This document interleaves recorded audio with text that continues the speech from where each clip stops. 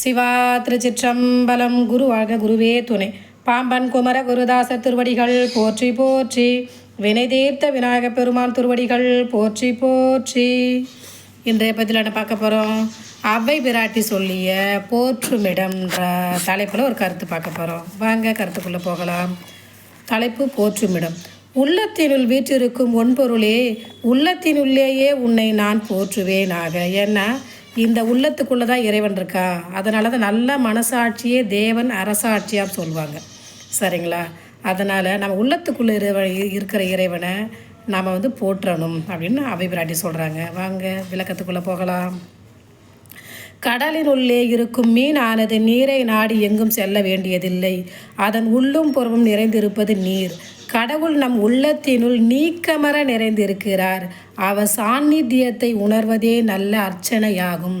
நமக்குள்ள இறைவன் இருக்கா, நம்ம தவறு செஞ்சால் தண்டனை கொடுப்பான்றதை உணர்ந்தாலே போதும். ஏன்னா நிறைய இப்போ மானிடர் பார்த்திங்கன்னா நமக்கு உள்ள இறைவன் இருக்கிறத மறந்துட்டு வாயார மனமாற போய் சொல்கிறாங்க இல்லைங்களா? அவங்களுக்காக தான் இந்த பாடல். ஏன்னா அந்த உள்ளத்துக்குள்ளே இறைவன் இருக்கா, நம்ம தவறு செஞ்சால் தண்டனை கிடைக்கும்ன்றதை உணர்ந்தாலே போதும்னு சொல்லிட்டு நம்ம அவ்வை பிராட்டி சொல்கிறாங்க.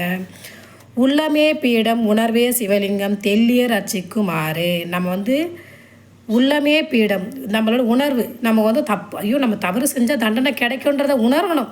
உணர்ந்தாலே அது இறைவனோட உணர்றதுன்னு சொல்லிட்டு நம்ம அவ்வை பிராட்டி சொல்கிறாங்க. உணர்வே சிவலிங்கம் தெல்லியர் அர்ச்சிக்குமாறு. இதை தெரிஞ்சவங்க தான் நம்ம இறைவன் நமக்குள்ளே இருக்கான்னு சொல்லிட்டு அர்ச்சனை பண்ணுவாங்க. தெரிஞ்சு நீங்கள் அர்ச்சனை உனக்குள்ளே இருக்கிற இறைவனை அர்ச்சனை பண்ணுங்கன்னு சொல்லி நம்ம அவ்வை பிராட்டி சொல்கிறாங்க. நம்ம அவ்வை பிராட்டி சொல்கிறதுக்கு மாற்று கருத்து கிடையாது.